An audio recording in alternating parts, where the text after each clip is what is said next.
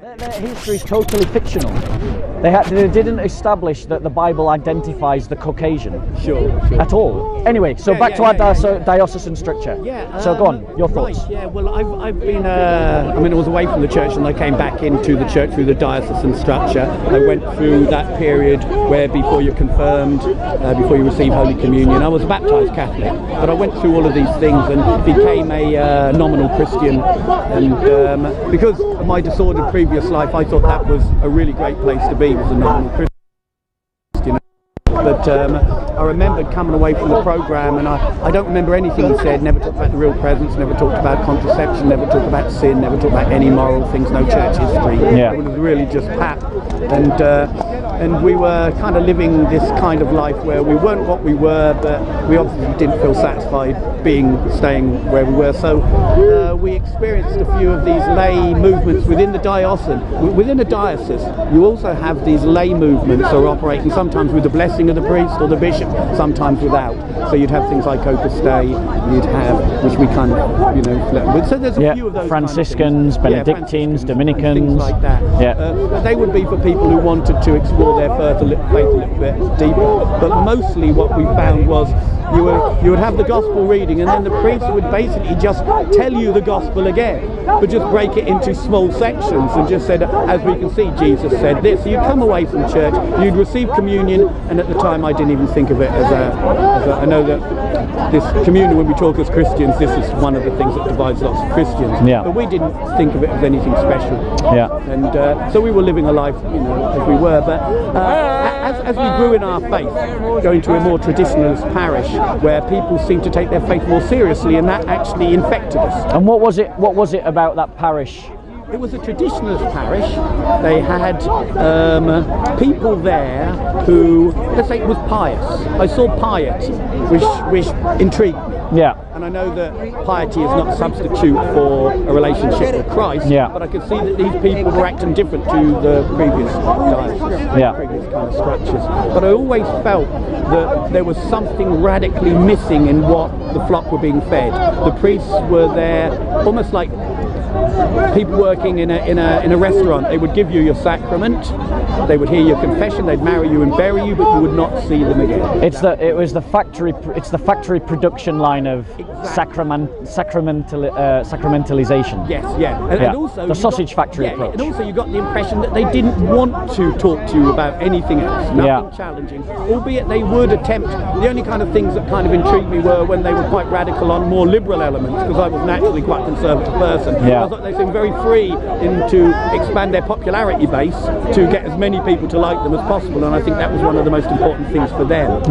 But then, so let's try and boil that down into let's try to boil that down into something, because what it seems that you're indicating is that there was a lack of a profound spirituality amongst the clergy, and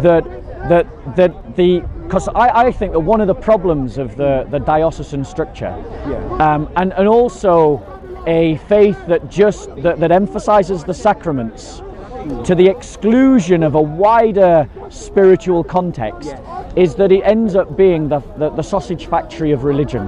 You go in, you receive your sacraments, factory job done, you go out, and that's what we see. We see lots of parishes where lots of Christians, their entire spirituality is to go to church.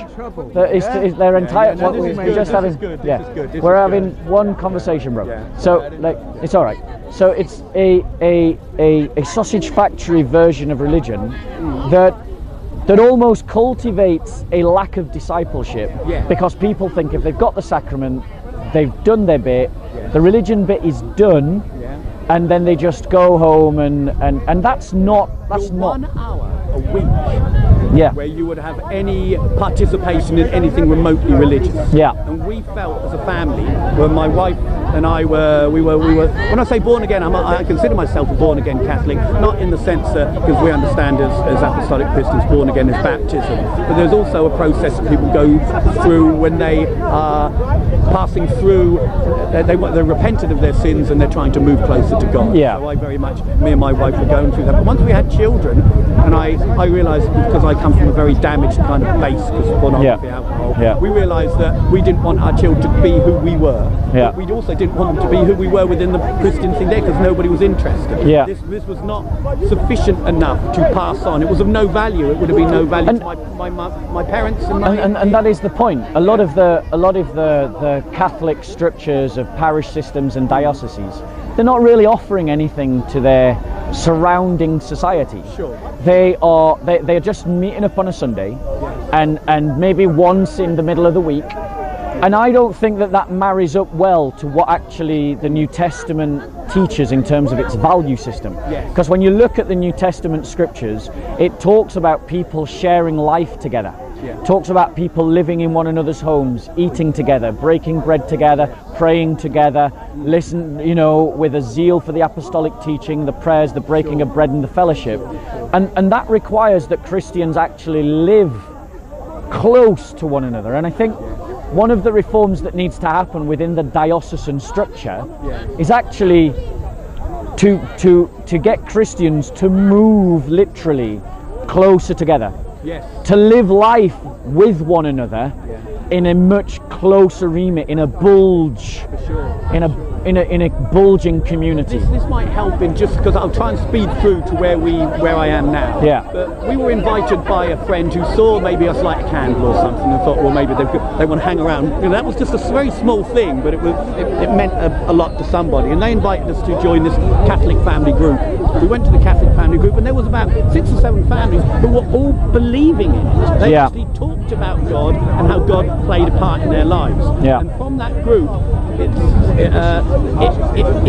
it lit a fire in us and a hunger for more. And then just to tie it back to what you were saying, so after a long journey, we finally found other families who felt similarly to us, and similar to what you said. We felt that we were homeschoolers, we're open to life.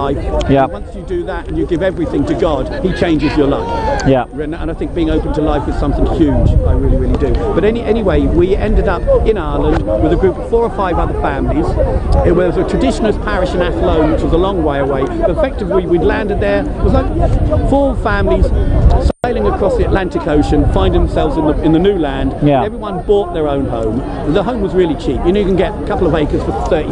For the sake of drawing out the good bit, what I'm going to ask you to do, and I'm sorry, no, please, I need you to skip the narrative of how you came to your conclusions, and to draw out the conclusions, and so that we can spend more time talking about the conclusions rather than the life story of how you got to those conclusions. So the conclusions we had, first of all, were we needed to have a far more intimate relationship to sustain our faith with other Christians. We realised that to just stay in the parish where you only see these people, they drive in, they park up, they're worried about when the parking's finished, they're straight off. The priest is still probably hasn't even got maybe have a cup of tea after the mass. So we found ourselves attempting to do it on our own as families without any help from any church satellite kind of group. So 4 or 5 families had a go at doing exactly what you're saying.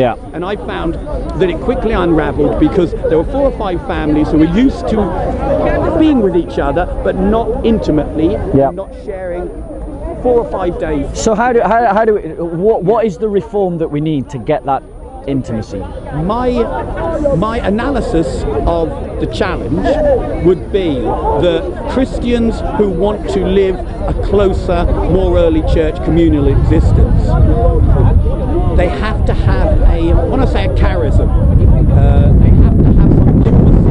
And this is how it was in the early church. You had deacons, you had priests, but these priests had a pastoral role in the lives of their flock. They lived close together. Exactly. The priest would be accessible 24/7. He could guide your spiritual life in action. But I think the intimacy went once Christianity exploded to the point that, to be honest, the factory thing is when you get to millions and millions and millions of Christians, the intimacy is gone. I think, and that's something that the church struggled with. So in the apostolic times, you would have a bishop who maybe oversaw 30 people in an entire city. That was his parish. That was his diocese. Today, in theory, you have a bishop that might oversee thousands of baptized Christians, of which only hundreds actually only are discipled, or only hundreds even come to church. And I think that that one of the reforms that we need within the diocesan structure is to create Christian communes and then have people connected to those Christian communes in various degrees of intimacy. So you've got a Christian commune where people are living together with a shared purse. They're living life by a shared rhythm, a lay monasticism, and then around where that commune is based, other Christians move into that area. Historically, that has always been the case with monasteries. The monasteries, yes, and they would end up being the centre of a town. Yeah. The monastery would be there, and from there it would pull people in who wanted the leadership and the pastoral care. Yeah. And this is what I think we need to explore. Yeah, and I think another thing that you've mentioned, which I agree with, is this idea that the diocese or diocese structures have to recapture the idea of fathers of confession, spiritual fathers, spiritual directors, and that individual Christians have someone to whom they are accountable for their Christian journey.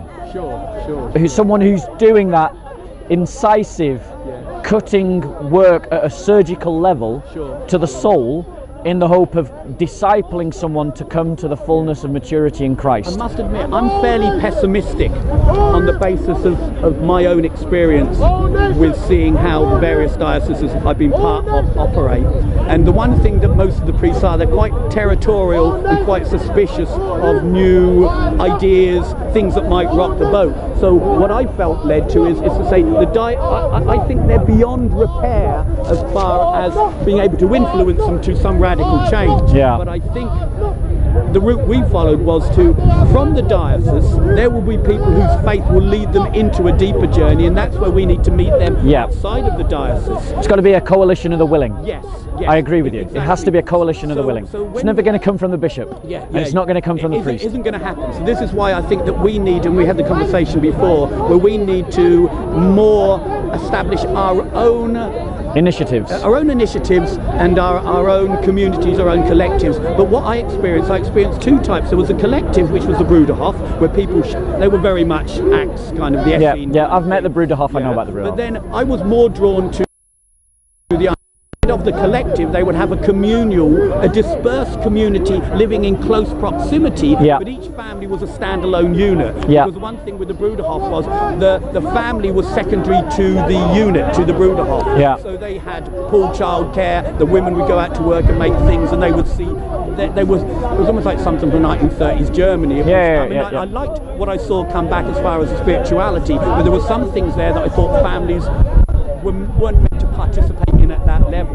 And with the Amish Mennonites that we lived, this is just an example of what happened. They had a church building, and around that church building they had a factory that made wooden furniture. The men who were part of the Brotherhood, they would work in the factory. Everybody would be involved, not just in the spiritual life, but in the working life. And they also met the world in that bulge that we were talking about. They owned a shop, a petrol station, shop and a bakery.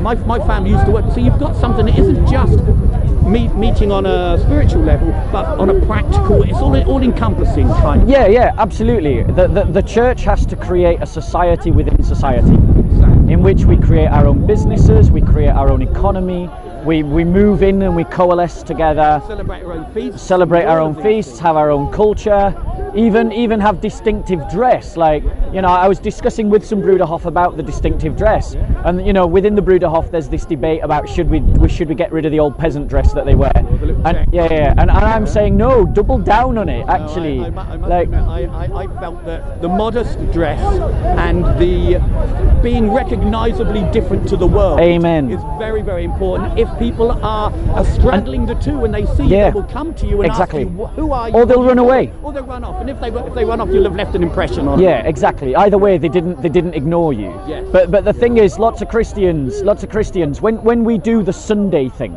when we have that spiritual life that's just about meeting on a Sunday, it's clearly not having an impact. No. It's clearly not discipling people.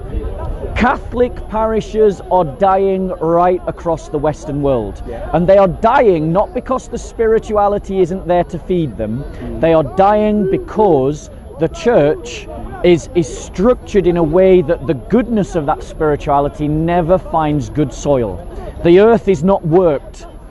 Yes, interesting, because people are working in the world, and when the seed is sown, to be so involved in the world, watching the world's movies, doing the world's things and all of that, the seed that you're getting from the church, it is just like, I forget what degrees it was, it's very difficult to allow that to have an impact when you're in love with the world and everything the world offers. I mean, one really radical agenda, that might inspire ideas, is for a bishop to sell off every failing parish, to use the millions of pounds that are raised to buy properties close to buy properties or tracts of land either close to the cathedral or close to the church that is most efficient for the needs of an active community, and then move the willing into it, and then build it. But I think I was actually part of that. I'll be very brief. Go on. In our journey, I've been to places maybe I shouldn't have been, but I wanted to see what was going on and maybe draw something from it. So we found ourselves with a group of Pius X. At the time, they were schismatic part. They would say they weren't, but they were. But I think they're now more regularised. But what we saw was this group of Catholics, right? What they'd done, they bought the Church of Ireland church, turned it into a Catholic church, homeschool families, about 30 families were all satellite around this one church, and they did what they wanted to do when they wanted to do it, taught what they wanted, and I think that was the model. The dads were doing their own thing. They were working either in the world or home business, but they were living around this place that this group, Pius X, had the money to just say, we're going to buy this Church of Ireland thing. It was no one was desolate. I think another thing that every diocese needs to have. There's a couple of things that I think every diocese needs to have. One of them, as well as this community. So let's imagine that a coalition of the willing establish a commune. Okay, yeah. Within that commune, there has to be dedicated evangelists and a culture of evangelism, For sure. regular evangelism, intelligent evangelism, evangelism that isn't just singing songs on a street corner, but evangelism that is adapted to our society today, that engages people in conversation and then draws them into that community. Because one of my kind of criticisms of the Brudahof and the Mennonites is that they've got this bulge, and they have these access points where you can engage, but within their spirituality they are quite bashful about going out and doing street evangelism, by going out and engaging with people in public. They almost dismiss it as being harmful or inaccurate, or I've spoke with the Brudahof. They say frustrating when and that's right. That is the case. They would go out and sing on the street corner. They don't. They have not. They don't rely. For them, converts isn't as important as raising their children to be members of their community. So they're very successful at one. In fact, I think they're more successful. They gain more what they're doing of what they want than to say, well, look, sorry, you go to school. I'm going to go off and evangelise somebody. I'm sure there is a balance that can be struck based on the early church model. So, and again, as we talked before, the Brudahof and the Amish, they're not doing anything Brudahof and Amish, they're doing things what the early Catholic Christian Apostolic Church used to do. But they preserved them, and this is why it's worthy analysing their failures, some of the points that could be adapted, but I really do think that in these days, in these latter days, if I could say, when things are looking very, very black, that Christians, and I mentioned to you before, should think, if they are ever going to move next to another Christian who they can tolerate. My problem was I expected everybody to be like me, and I would be quite demanding. Now I think if you can trust somebody and say, I'm here for you when I need you, that's huge in this day and age. And that would be enough. So, but I mean, living in a commune is not the easy option. Living in a commune is a difficult option. Living in community is not an easy option. But all Christian values come to their fullest expression when Christians live in community. I think that something else that you've touched on that every diocese really needs is either a homeschooling network or a Christian school that will teach a Christian education. My brother's doing that.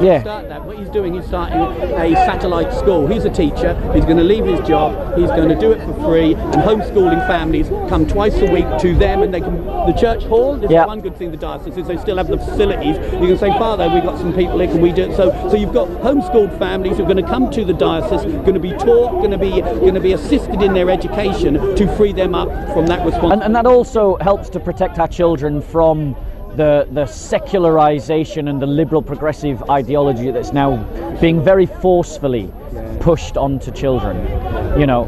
I think another because I think schools, I think a commune and forming around a community are very important.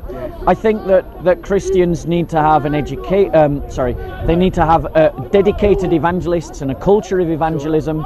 They need to have parish priests, pastors who are intimately connected, spiritual fathers who are intimately woven into that community, so that they're not this strange authority figure who you see once in a while, but someone who does feel like a friend or a father, someone that you can go to and, I've got this problem, can we pray about it, can we talk about this spiritual issue? I discovered this, and I was talking to a priest who wanted to do that, but because the diocesan structure, they don't have enough priests for there to be any priest, unless he's from a particular charism, to be released from his job to then give himself to you. But in America, there was one who was a black priest, and he said, I'm leaving, I'm with you, and he went with this homeschool group of people, and they went off to somewhere and did whatever they did, but very few priests would do it. But monks are more they seem to appreciate that a bit more, because quite often some of the groups that I've been involved with, there would be brothers and sisters from various Franciscans of the Renewal, a variety of these kind of people who would come down and spend time with the children, give them some catechesis, play with them. They would see a young smiley nun instead of an old nun who doesn't want to know them, and those kind of things could all play a big part. I mean, it's a very varied thing, but I think that what I was it's got to become a living organism. Exactly. But I was fed up talking about things, and I would talk to my friends for years, and the years would go by, and after we'd finished moaning, we wouldn't really have much time to thinking about, well, what are we going to do? But how can you do it unless the structures are there? And that's why it's important to create that community, that intimate commune, and maybe particularly those in the Catholic structures should think about moving in around the monasteries, or setting up their own communes. The big problem there, Bob, is that most fathers at the moment, because of the economic burden they have, they don't move very, very well. They actually stay where they are. But the people that I'd known were more wanting to live a radical life and willing to live a life not of poverty, but a life of radical frugality. And so what they did, we cashed our chips in here, we took a small amount of equity, we found a place where we could buy the maximum tract of land, and we would live in a place where you'd go and dig the peat, and you'd go and you'd live a fairly life like that. But unless people are actually willing to radically alter their lives from the safety and the security to give your life to the gospel, very few people are able to do that. But that's why moving in around a commune can help, because there are communities that already exist where this is happening. So if we coalesce, because the thing is, one of the reasons why the diocesan system, the parish system, is failing, is because it's spread too thin. And we're trying to maintain buildings that we can't maintain just for the sake of maintaining a building. They're listed and they say and let them go. What we need to do is we need to consolidate. When Christians consolidate, then we will be more effective.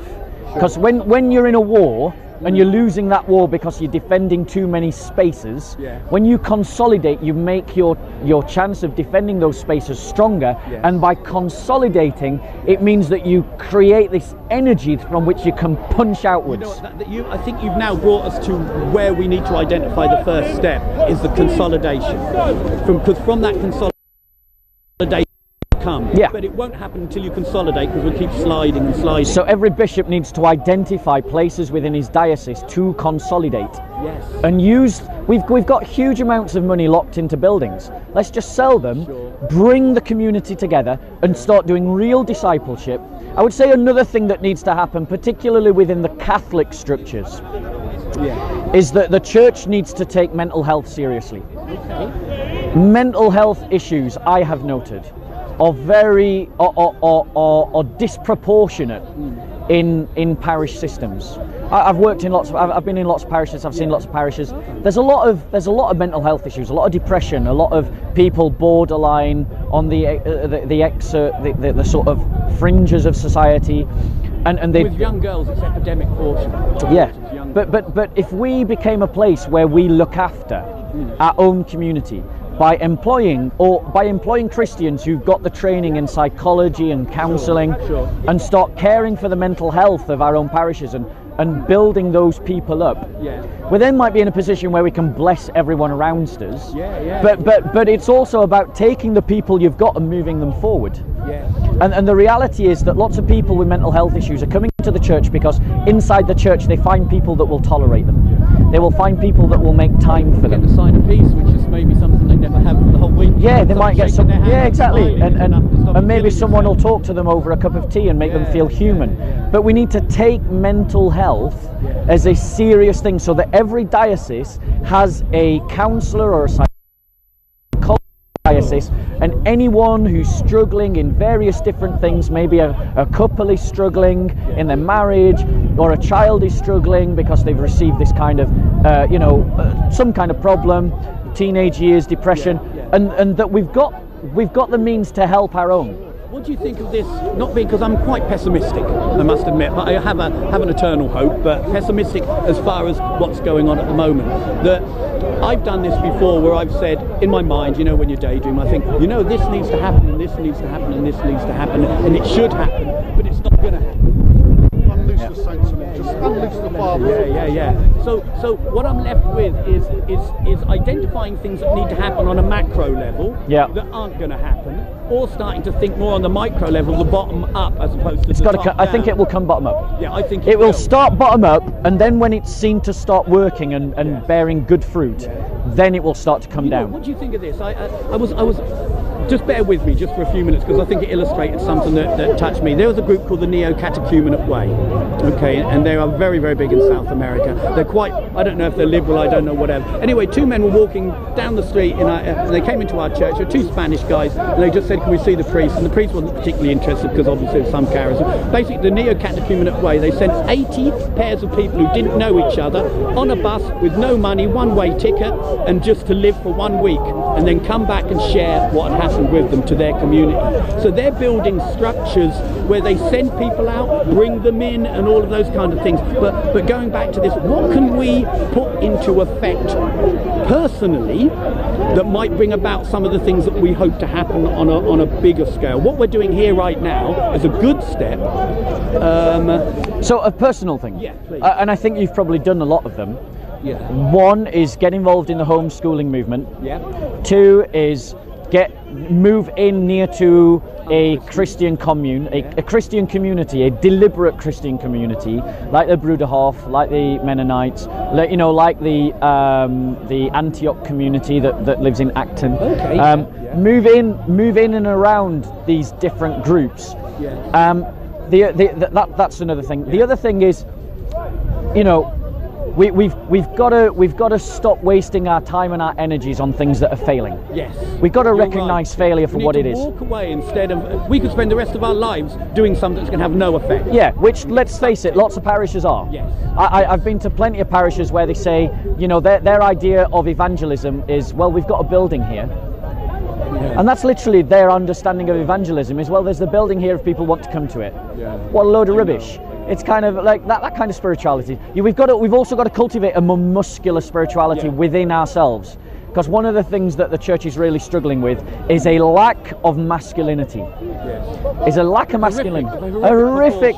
You go to any church, it's usually 1 to 4 in terms of the male-female ratio. And the reason for that is if you have a feminine spirituality, you will only speak to women. And even then only to some.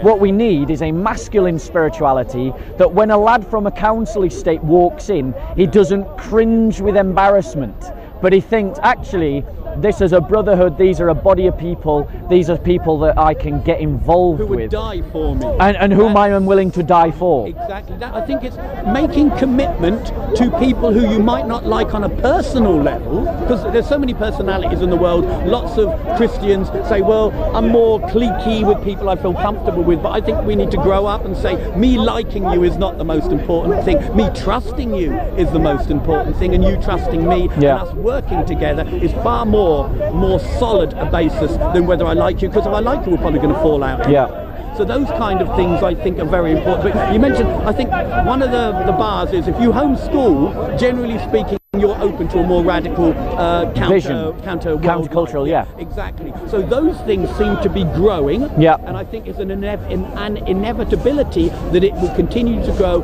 as the demonic situation of the education.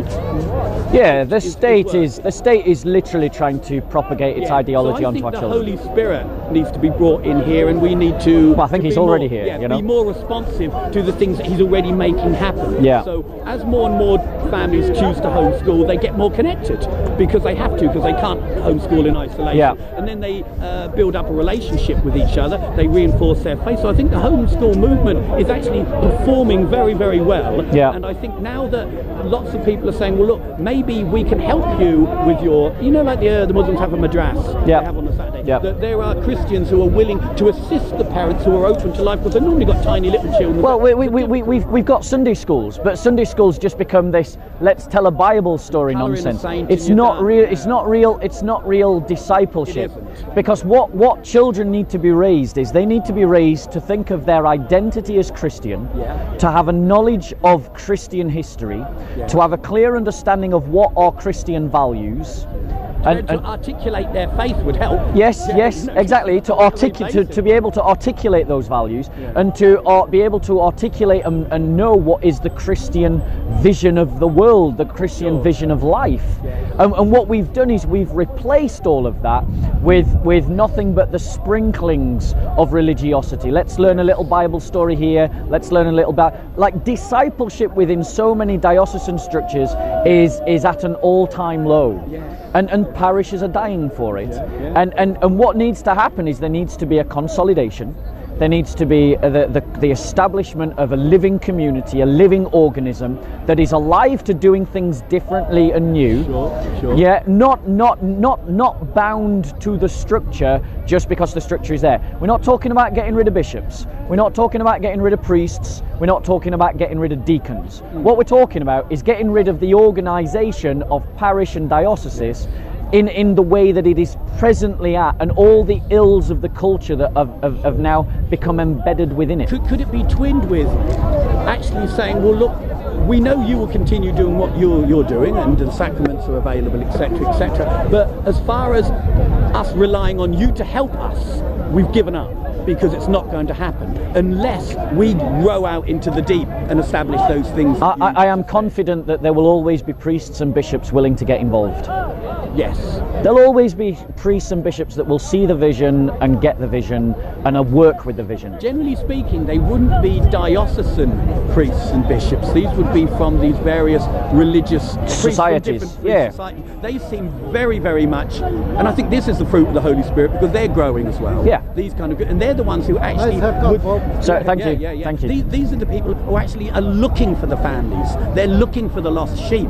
They have a what's the word for? They see themselves in the eyes of the good shepherd looking for the lost sheep, and they will approach you and they'll say, look at you, there's 6 or 7 of you, I can see you wearing second-hand clothes, and you obviously, you look like you had a rough time. Come and tell me how it's going. Those kind of things, as opposed to you go to the parish and basically there are no children, no children on a Sunday. Most of the people are either, they're not British either. There's a dying out kind of thing. Coming back to this question about what the individual can do, I would say that it is better to connect with people that are already doing this, rather than necessarily start it from the beginning yourself, unless there's enough of you to do it at the same time, because usually these little initiatives will flounder and fail. It is much better to identify where it's already happening and to put your weight and your energy into what is already going on. And I actually think that Christians need to be willing to move. I do. Christians need to be willing to move. We need to see that this idea of the parish system, that because one of the problems within the parish system is we're encouraged to live like salt and light out in the world. And then you come back on a Sunday and you're meant to live your life quietly in such a way that impresses everyone. But the reality is it doesn't, because you don't look any different, you don't sound any different, you don't do any different, you are not different until you look different, sound different, and do different. Yeah. No, I'm into that.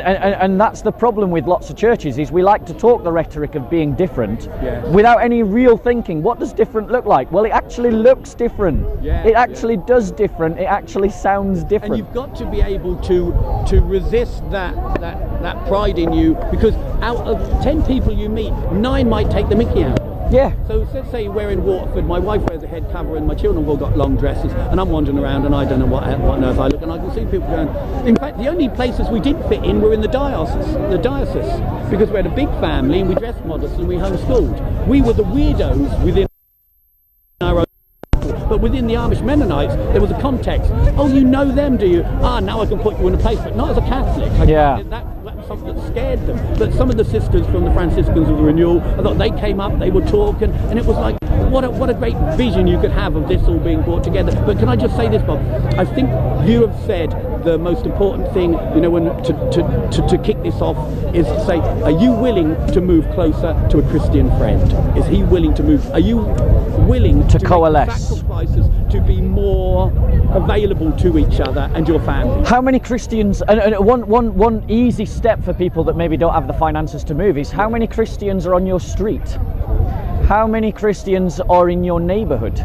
How often do we live together? Drive, just hit me. We used to drive an hour and a half to see people, but we make sure we do it a couple of times a week. Yeah. Because we homeschooled and I was working from home. If you homeschool, it gives you the freedom to start to see each other more. Because because what you have in most families, mum's working, dad's working, 2 separate places, children are in school. Yeah. There is no time apart from the weekend, and come the weekend, everybody wants to relax, enjoy themselves, and they don't want to do it. But homeschoolers, the dynamic of their life means their life, that is their life, to visit, and to have people come and visit them. And from that you can say, Father, will you give a talk? And if there was a good priest, he'll come. So you might have 2 or 3 families. I remember when we were in Ireland, we had about 7 or 8 families came round. All the boys were playing with swords and shields and things like that. The priest said the mass in the barn. We had a big old barn, straw bales and things like that. Great big meal, shared thing, bit of confession. And at the end of the day, everyone was drawn together from that experience. And that for me is where I'd love to be back at. I think I agree. Like we've got to offer a different vision of society, and obviously you've got to regulate that in such a way as to avoid abuses or cultic behaviour or controlling behaviour. Like that is a principle of any Christian commune. Any genuinely Christian commune will not be about control. A spiritual father can only advise you; they can't tell you what to do. Like within a commune, it's kind of like it has got to be opt-in, not opt out, kind of like. Because so many of these things go sour so quick. There's almost an inevitability of some of these ad hoc, we're going to start a very intense small group. And shouldn't be. The devil comes in. You haven't got any. Well, maybe it's a bad priest. Maybe there are bad priests. There are bad priests who get involved in the whole thing, and the devil gets in. So that's why I like more this diffused, family-centered, but with the centre being where the religious brothers or. Whereas I kind of prefer the Brudahof way of doing it, whereas the family, which is the family, is secondary to the unit. Okay. One thing that I would say also needs to occur in the dioceses, the diocesan structure, is that Christians need to take their own security seriously. Because we live in an age. So, for example, I'm going to use Nisa Hussein. Nisa Hussein was Nisa Hussein and his family were Muslims who became Christians. Their whole family became Christians. They had Muslim neighbours. They lived in a Muslim area. Everyone was, they had friends. They obviously had their normal sort of ins and outs with people, just like everybody does. But then when they became Christian, that's when the persecution started. People who were their friends started persecuting them. And what happened was the bishop washed his hands of them because it was too politically sensitive to point out that Muslims were persecuting Christians in Bradford. And the Christian community is so insipidly weak, and so lacking in masculinity that the Christian community couldn't offer them any defence. They went to the police didn't want to get involved, just told them to move out, as if that's acceptable. The police, that was their response, is, well, you being here is a problem, so leave. And so we're going to see more of that. We're going to see more of that. And I think that when you get a commune, a Christian community coalescing, they as well as all the evangelism and the discipleship and the education and providing for their own health care and mental health and these other things that we've mentioned and the spiritual fathers, they also have to take security seriously. How to look after one another. You know, like, and that might mean just training the community in martial arts so that, you know, Christians become known as those group where they've got the disproportionate number of black belts in taekwondo and kung fu. And what do you think about this? Because I was drawn to leaving cities, leaving big urban areas, because I think the benefits are, I think living in creation is a good thing to raise a family. Having farm animals is good because it builds a relationship between father, son, mum and daughter. The farm is a great teaching and binding thing. And I think that cities now, I mean, we're taught as Christians to avoid occasions of sin. Now, on a hot day in a city, young men, you know, we have to be cautious about the influences a city can have on our own spiritual life, knowing that we're weak. So I find that it's far more, the evidence seems to be, from what I've seen, people who take it seriously saying, you know what, it's a boiling hot day, maybe I'm not going to take my 16-year-old son to the beach. Maybe we're going to go off and do something different, but just to be more aware that there are things that Christians prudently should avoid without suddenly hiding in a bunker. And I think living in the countryside helps. If you can move into the countryside, move out the city, because the city's full of danger, full of violence, full of bad, impressionable things that your family growth in their spiritual and the unity with you is gonna struggle with. I think that I think there are advantages to living in the country, and I think that it is, everything you're saying is really valid. However, I think that what we're talking about can also work in urban areas. I agree. Because if you coalesce into a local community, you can start to change that culture. If you're the ones that own all the shops, you can shut those shops down on a Sunday. You know, if you're the one that live in that area predominantly and someone sticks up an advert that's rude or blasphemous or indecent, you can start to go, actually, we don't want that in our area. Good point. You know, that's a really good point. You can influence the culture around you, but you've got to have a more robust spirituality that says, actually, no, we don't want to see that. You know, like. You know what, you've just turned another light that had dimmed for quite a long time. It's not necessarily what the parish will do for you, it's what you will do to the parish. And Mother Teresa saying that love is a fruit never out of season. There's no limit to how much you can give. Now, quite often as Christians, we're sitting here waiting, saying, who's going to help us? We are the help. And when we realise we're the help, we're the But we need to help one another. Exactly. We need to own this struggle. The thing is, we can't turn the church into an NGO. What is the point of helping the poor of the parish? What is the point of helping the single mother who's a non-Christian if we're not helping the single mother in the parish? What is the point of helping those with mental illness outside of the parish who are not Christian if we're not helping those who are struggling with mental health issues inside the parish? It's kind of like, you've got skills, I've got skills. My skills might not be the same as your skills, but when you need me to use my skills to bless you, I do so, and vice versa, and then this brother does the same, and then we all start sharing our skills with one another. And then by doing that, we might create some kind of structure that is strong enough that not only does it look after the Christian community, but then when we identify someone who's on the edge of that Christian community who could need our help, we're in a better position to bless them. But how can we bless other people if we don't bless our own? You know, that goes back to what I'd witnessed and evidenced in the Amish Mennonite community. I mentioned to you that if a woman was 6 weeks and having a baby, there would always be a hot meal brought bang on 6 o'clock. There was a rota around the whole community. If somebody needed help building an extension, the church would come and help them. You didn't have to go and pay outsiders. You knew if you had to go away for a week, there would be people who you could trust who would look after your children. The whole of that community, like you were just saying, is you can imagine being able to put your shoulders down, relax, and have people you can trust who will assist you when you need it, and for them not to gripe about it. But one of the problems with the Mennonite community is that they are not, as it were, porous enough to evangelize and draw people in. I agree with you. The Mennonites have a problem where they have to delineate the bloodlines to marry. So that they're not marrying people who are too close to their bloodline. And the Huttites, for example, are an example of a community where they're literally they're collapsing inward because they haven't been evangelizing enough outward. They're living in an island, and you can see that we don't efficiency. Exactly. That's the danger of setting up a community like this. You've always got to be drawing in fresh blood. Always. But you know what, Bob? The things that I just articulated you about the help, those things used to happen in Glasgow tenement blocks. They used to happen in cities when communities still recognised each other, knew who they were, who they would live in the same street. They would raise their children together. They'd know. Nowadays we live in streets where to rent. Yeah.